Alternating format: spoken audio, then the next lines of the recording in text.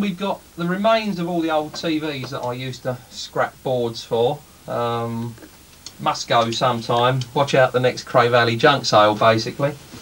All sorts of other interesting oddities lurking, like Ultra Cubs. Never try converting an Ultra Cub for 2 meters if it's a low band. It's a technically impossible. That one's on about, I think, about 80 megs. But I did try. I had a pair. I now only have one, which signifies how well I succeeded on converting it to 2. I do have a 2 meter one somewhere. I don't know where, but I have got one, because there's the microphone. Oh, there it is. A 2 meter Ultra Cub XG8JNZ. So it's interesting to find these things occasionally. Up here, as I say, is all the old boards, old PMR equipment. And if you move down, there is the main, or the secondary RTTY equipment, which is an Acorn Atom computer, fitted with a ROM-based RTTY program. It doesn't. It works very nicely, but I still prefer the mechanical equipment. It seems to radiate less interference than any of this modern micro gear. The noise in the background is down here, if you can hear it hissing away.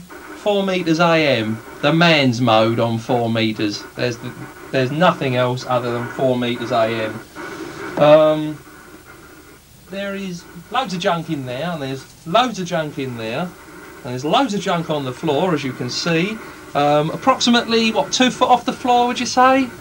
About piled to that sort of height? About that yes. height, yeah. A scent from the lighting crew and the camera crew. Oh, and to go with the joystick, a Joymatch ATU, which is great. The Joymatch ATU loads up better than the aerial does. So maybe Lyle is right about joysticks. It's all good fun. I'll tell you what, it's like a market sale. I'm not here today and gone tomorrow. VLF converters. What else we got in here? And out of it comes a ZX81. Remember that? History now. History. But no longer actually a straight ZX81. That's been modified in several places. It takes a plug-in keyboard. I can't remember what that was there for, but I put it on it. And it's also now runs 4th as opposed to basic. There should be another computer in there somewhere. I don't know where anymore. That hasn't fallen to bits either, which is quite remarkable. 77s converter. Old bits of TV gear. Even got facsimile. Hello, Mum. Even got facsimile. Got the old Mufax, as I say, the wet paper courier. Which does work. That came off a rubbish skip, which was probably the best thing to do with it. I back-to-backed it, and it works, but one day I might actually get it operative on the amateur bands, although there's no, from what I can see, real specifications laid down as what the amateurs are actually using for scam rates. They seem to be using all and sundry. Moving up, we got more books for the sort of reference library. All sorts of bits and pieces there. Up on the top shelf, 2 meter halo, and the antenna leaning across here is the 50 meg indoor dipole, which I've had a lot of success with, only on receive, because I didn't get a permit, he said grudgingly. And then I'm sorry about that. Couldn't do anything about that. Oh dear, well, I don't mind. I'm not really that upset. I just shan't talk to people when I get a ticket. Complete with the ceiling with the tiles missing. Got to get a shot of that in. That's where the tank overflowed and all the water ran in, down the shelf, down onto the next shelf, and all over the equipment that was there. Great fun, extremely enjoyable. Nothing like running about in the loft at 1 o'clock in the morning trying to stop the water coming over the top of the tank.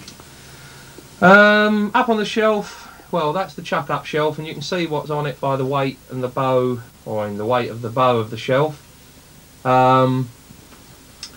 So there we go. That's a general rundown of the IPZ shack, and it is generally run down, I think is a fair description. Taking pictures of me now. While I'm pointing the light. And there's the lighting crew on the floor. And there's the dog looking up the side of him. Dog holds a call sign, K9 DOG. Would you believe? Not really. Wave to the people. Woo!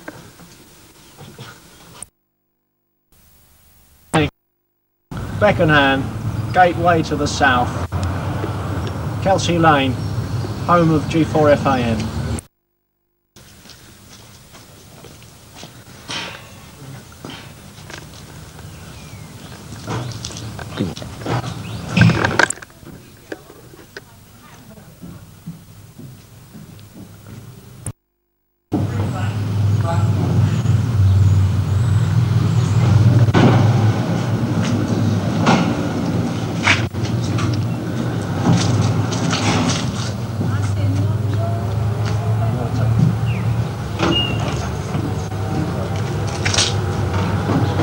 Morning, sir.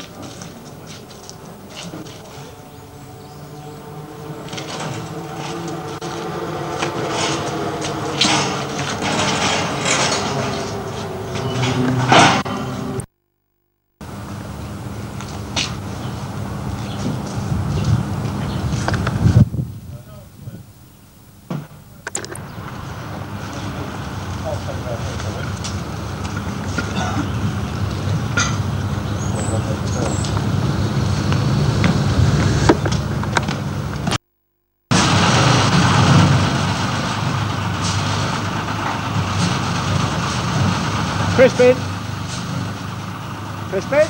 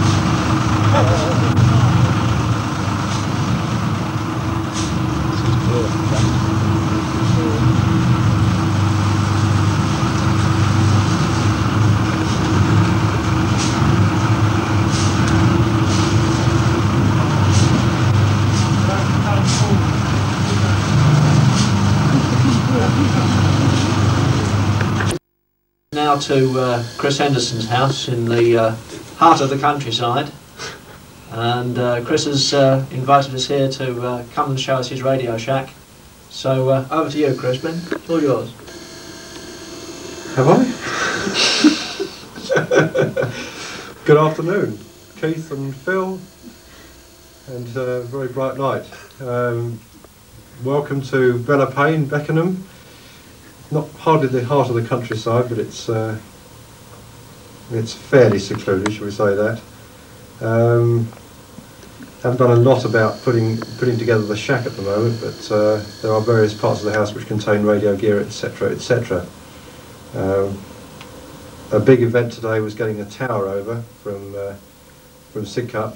We managed to get it over via a big hard van, and we had 5 or 6 helpers, and plus the odd couple of pints of beer afterwards helped us to get over the effort. A very strenuous effort indeed. Thank you very much, Chris. Can you show us your radio shack now? Then? I can definitely show you parts of the house where the radios will be and are at the moment.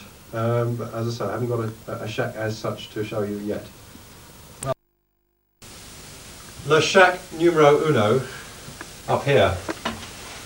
Half built, hard boarded, but as at December the whatever it is, early,